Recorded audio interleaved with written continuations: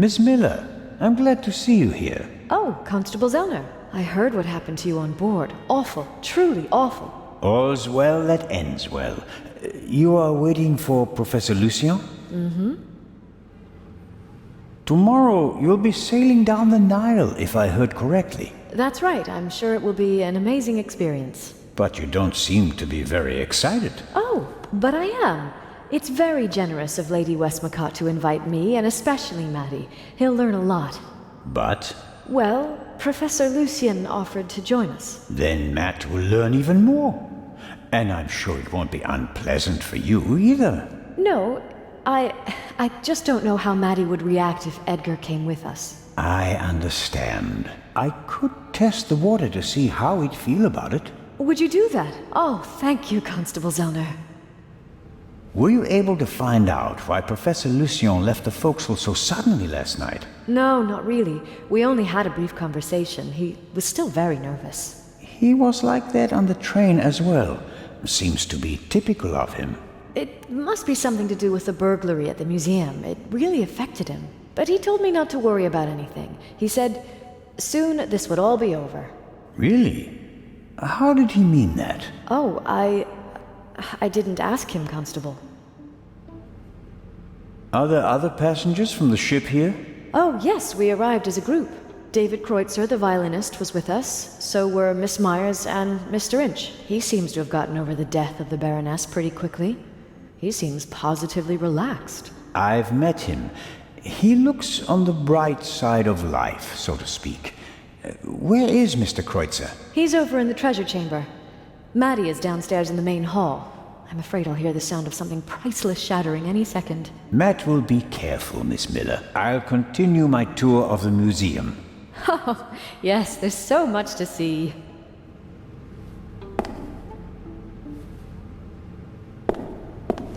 I can't tell whether Miss Miller and Professor Lucien will be happy together. I hope so, though.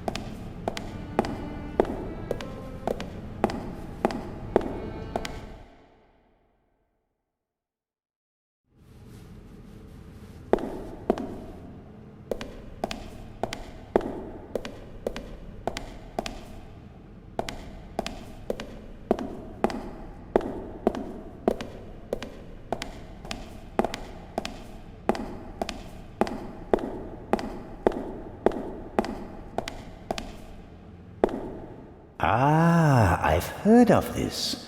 Desert glass. In the great sand sea of the Libyan desert, there's a region where natural glass is found. Nobody knows how it formed.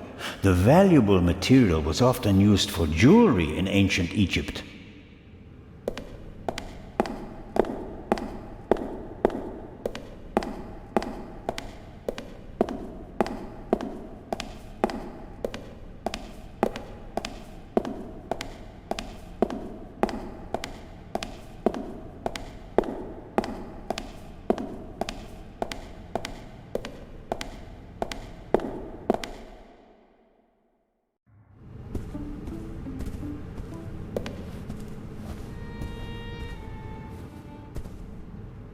Mr. Kreutzer will provide the background music tonight at the opening.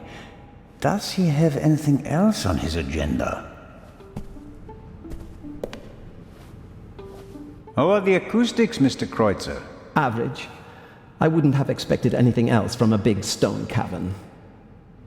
How does it feel to have been accused of murder and to escape by the skin of your teeth? The whole thing could have had a bad ending for you. You didn't have an alibi. It was your gun. I must admit that I can imagine better ways to spend my time than being roughed up by Inspector Legrand. Your snooping actually paid off for me this time. Did you ever suspect me? Of murder? No. I think you're too intelligent to shoot someone with your own gun without arranging an alibi for the time of the crime. It seems like a lot of the passengers from the ship are here this morning. Nearly all of them. I had a brief conversation with the Baroness's butler. Between you and I, he seems quite happy to be rid of the old battleship. Mr. Kreutzer. Young Miss Mayers was here as well. Unfortunately, it seems like she's already disappeared again. Forget it. She's engaged. And the old witch with her caretaker and her brat are also here. What do you have against Lady Westmacott? The lady is more callous than the Queen of the Night. She chased her own son away. Ice cold. I met him briefly. Flew to America because he couldn't stand her anymore. Did any of the guests behave suspiciously? Was anyone unusually interested in the treasure chamber or the security system? I couldn't say. I'm here to check the acoustics and then I'll come back for the gala tonight. I'm not interested in your detective games. The newspaper this morning is full of reports about the events on board. I've seen them. Someone must have informed the press directly from the ship. He probably got a pile of money for the story, don't you think? And again, they want to ruin my reputation. But no, Constable, it wasn't me. I didn't even consider it, and whoever did it was a bungler. Why? The story is in all the papers. You get more money if you sell the dirt to just one paper, as an exclusive. Who do you think it was? The young guy? The stowaway? The captain didn't press charges and let him go this morning. But up until then, he was in the cell the whole time. Perhaps Miss Mayers. Maybe she wants to become an actress and needs a bit of publicity. Whoever it was, they wanted to make sure that the story spread, and they weren't after money. So, what were they after? Well, I'm looking forward to the concert. It will be an unforgettable night. Kreutzer would be the perfect thief. He's fit, charming, knows the right people. No wonder he was at the top of Legrand's list. On the other hand, the best thieves are people that no one would ever suspect. The uninteresting, the meek, the ones who are always overlooked.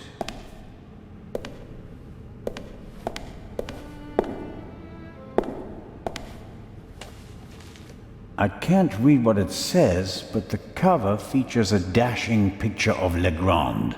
It shows an energetic young man photographed from beneath, against the sky. That's the look of a man who can catch a thief and murderer in a single day.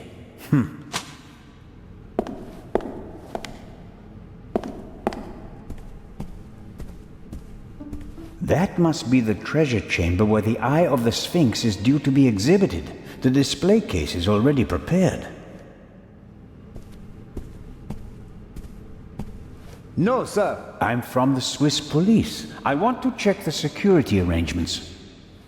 No one may enter the treasure chamber before the delivery has arrived.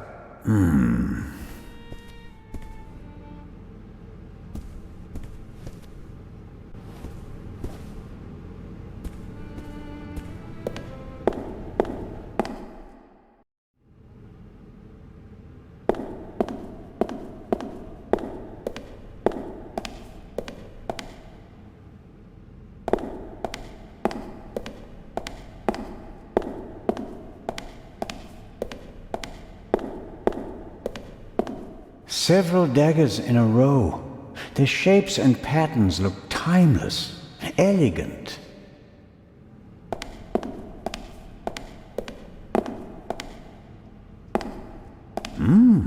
Aha! This shows how the ancient Egyptians were able to move the heavy blocks of stone to build their pyramids and temples. They used ropes, wooden sleds, and poles as levers.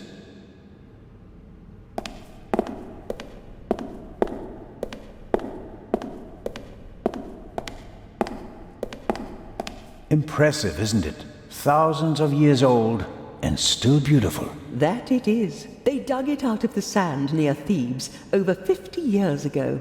I was there. Really? I met my husband there. He was an assistant on the dig, and was ordered by the director of the excavation to take care of that writer. I financed many excavations in the following years, here in Egypt and in the Near East. I visited my husband, together with our son. It was the best time of my life. But a museum is no place for nostalgia. What can I do for you? You've had a long and successful life, Lady Westmacott. What's that supposed to mean, Mr. Zellner? That I should be ready to leave the stage? Because I'm not. Oh, I didn't want... I'm here because life is here, Constable. Or was. I have never lived as much as I have here. No fame, no money can buy that. I understand. I'm sorry, Constable Zellner. Such an outburst isn't fitting for a woman of my age, and an English woman at that. Let's talk about something else. Your son. You haven't said much about him. Or perhaps you did, just not by name. You're an attentive listener, Mr. Zellner. I was wondering why you knew so much about Miss Miller's unhappy marriage. I stopped paying his bar tabs, stopped paying reporters to hush things up. He got to know her and went with her to America to start a new life. You can change your name easily, but not who you really are. He has my eyes, doesn't he? The Part 2 novel is for him, isn't it? If I couldn't provide Matthew with a good father, then at least I can provide him with a good start in life. When I was working on the ship, I felt like one of the detectives in your novels. You were lucky. It was an unusual murder. Most murders happen in the heat of the moment or are committed by idiots. They're uninspired. But Gebhardt thought it through. He could have succeeded. I don't know. He made too many mistakes. He couldn't have known that the Baroness, almost unconscious from the drugs, would lock her cabin door. But that was a risk. The plan was too complicated and sloppily executed. You certainly are a harsh critic, Mr. Zellner. He could have shot her on the side deck and thrown the weapon into the sea. With no witnesses, no one would have suspected him. How boring. Or if it had to be a complicated plan, then he should have worked more carefully. Should have thought of everything, had a plan B in place. Maybe he didn't have enough time. He had only a few hours to plan and commit the murder. Still, he should have covered his tracks more carefully. The audio tape, the bloody glove, none of that should have stayed in the medical center. Do you think that Dr. Gebhardt was the Raven? Was? Do you think he's dead? The letter sounded like he committed suicide. There's your answer. Does that sound like the Raven? Being unmasked?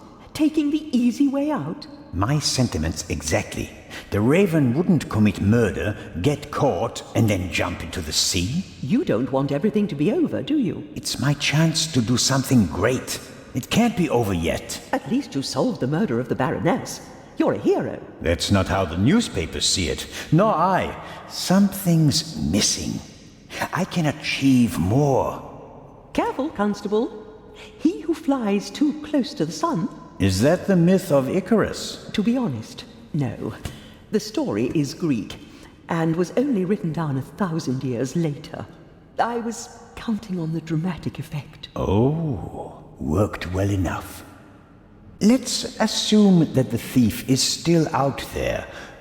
Who is he? If all this were a novel, then it would be the one you least expect. Is that intended to be a confession, Lady Westmacott? What do we know about the new Raven? He's a man who would stop at nothing. Must it be a man?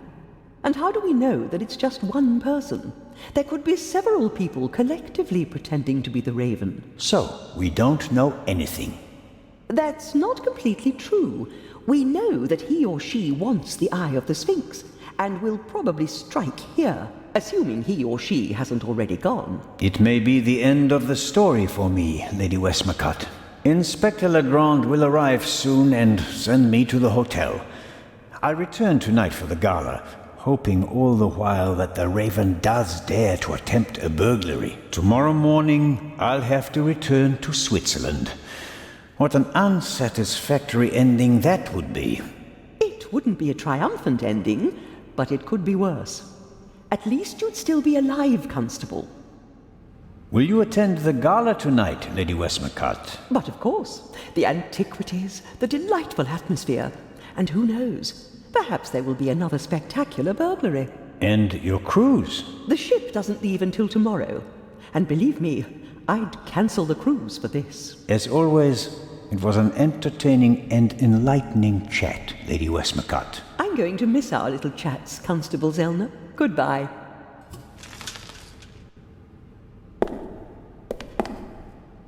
She's reliving her memories. I better not disturb her. This is Akhenaten, the only pharaoh whose portrait I always recognize. He has a very unusual head. A figure of Imhotep, who comes in peace from around 2700 BC. The first polymath known by name, godfather of medicine, architect of the first pyramids, and according to legend, the inventor of Egyptian writing. He certainly achieved more than me in his life. Akhenaten was the husband of Nefertiti and the father of Tutankhamen, a famous family. But he went down in history as the pharaoh who wanted to eliminate the old gods and replace them with a single god. The priests took offense, and he died of unknown causes.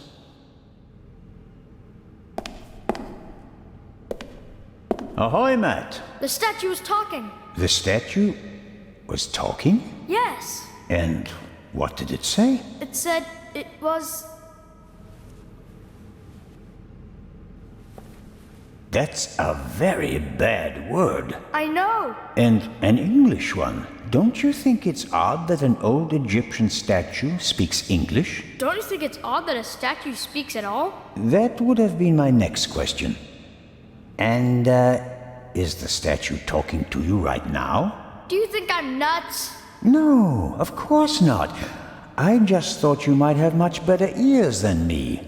Ears that can hear statues. Some cop you are, Mr. Zellner. This is a mystery and you're just making jokes. You're right. It's just... Don't you believe me? We both agree that a stone statue without a mouth or vocal cords cannot speak, right? Yeah, I'd agree with that. Okay. That means you heard something else. And we have to find out what or who it was. Roger. I'm almost a bit envious of you. Going up the Nile on a ship, it must be great. Yeah, I guess. You don't sound so keen. I think my mom wants the professor to come too. And you don't? You can't tell me. What if Mom marries the professor and doesn't work with the lady anymore? We'd have to move to London, and I'd have to go to a new school.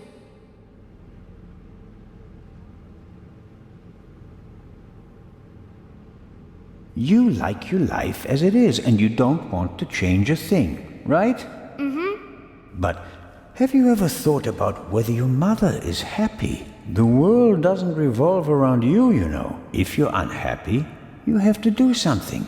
Sometimes you have to take a chance. And in that case, you need all the help you can get. Do you mean Mom isn't happy? I don't know. What do you think?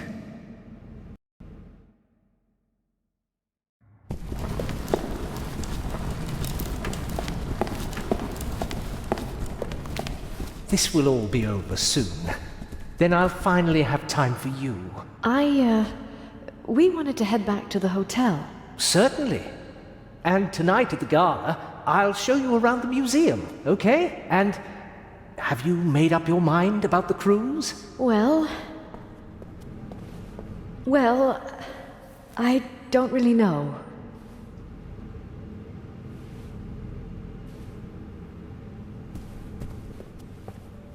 Oh, come on, Mom. Who could teach us more about Egypt than the professor? Then it's settled.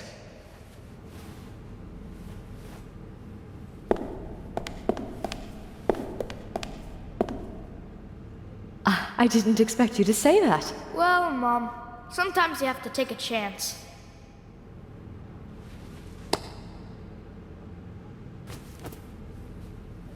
Well, who wants ice cream? Me! Actually, Mr. Zellner still owes me some.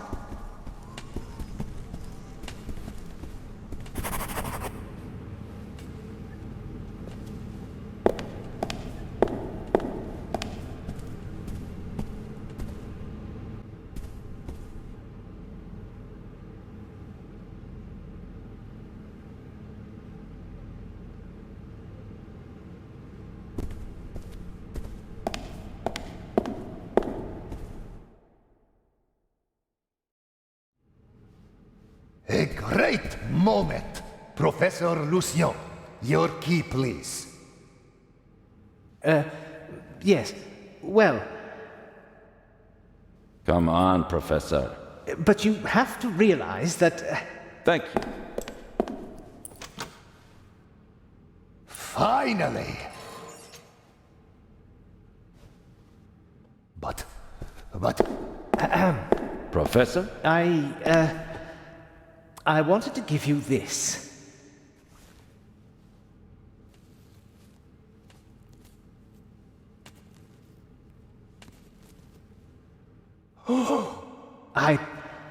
Well, after the burglary in London, I thought the eye might not be safe on its way to Egypt. So I secretly took it when I was supposed to place it in the safe in London. How dare you? I felt that I should leave the jewel to someone I trusted completely. Myself. But the jewel was safe. From London to here, no one had an opportunity to steal it. I beg your pardon, my dear colleague. But if that were true, I wouldn't have had it. Congratulations, Professor Lucien. You fooled everyone, it seems. The honor is yours.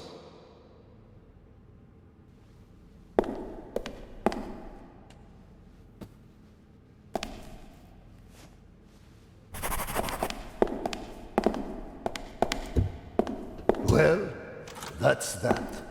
Shall I explain the security system to you, Inspector? The French ambassador summoned me. I have to get in touch with him. The press is besieging the embassy, and I have to answer their questions. But you absolutely must come tonight. The opening of the exhibition will be the highlight of the year, and you are my special guest. I will see what I can do. Zellner, will you have a look at the security precautions? We'll see each other tonight. Of course, but Wait, Inspector. I'll join you. Well, here we are. The inspector will answer the reporter's questions for the next few hours. And well, I won't take up too much of your time. I'll take a look around and then go lie down so that I'm ready for tonight.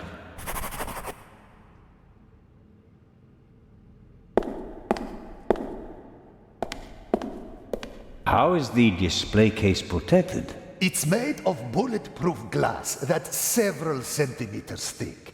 You'd need heavy machinery to open it. But even the smallest disturbance of the display case will set off the alarm. Doesn't look half bad. A glass cutter wouldn't be much use. Is the display case anchored to the floor? Why do you ask? The Raven once stole a whole display case in St. Petersburg instead of just taking the jewels out of it. Such an attempt would fail here. The display case is bolted to the floor and weighs several hundred kilograms.